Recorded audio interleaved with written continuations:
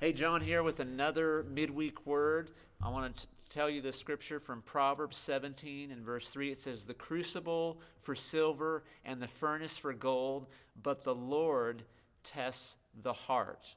And there's another scripture that's very similar. It starts the same way. Proverbs 27:21 says, "The crucible for silver, the furnace for gold, but people or men are tested by the praise they receive." You know, the ancient process of purification of metals was they would heat the metals up, usually in large quantities, and allow the impurities to rise to the surface, and then they would be more easily able to remove the impurities. It's a greatly simplified explanation. The heat needed to actually refine gold and silver, to refine precious metals, is almost 1,000 degrees Celsius. That's between 17 and 1,800 degrees Fahrenheit. That is a lot of heat. And so when God is comparing the testing in our lives, the work on our hearts that he does in our lives, to the purification of metal, you can know that those things, it's going to get hot. It might be very challenging. It might be not pleasant to go through.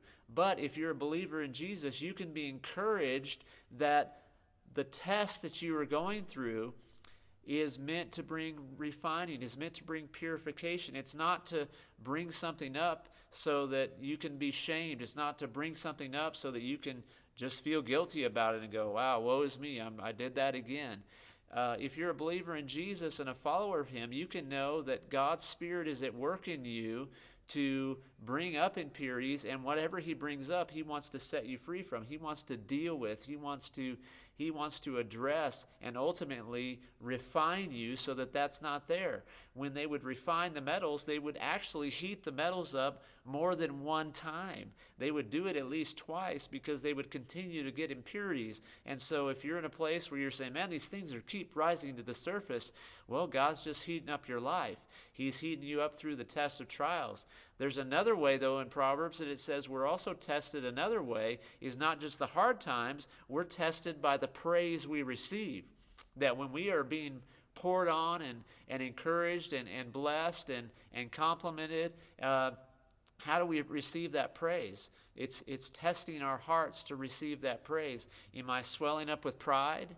Am I falsely trying to deflect the praise and say, oh, that's not me, which is a form of weak pride, false humility, where I am trying to defer what actually someone is trying to bless me with, because we're all meant to receive encouragement. We all have giftings and talents that we've been given, and when someone compliments us and someone blesses us and gives us, honors us and praises us, so to speak, we should be able to receive that because we know that we were created by him.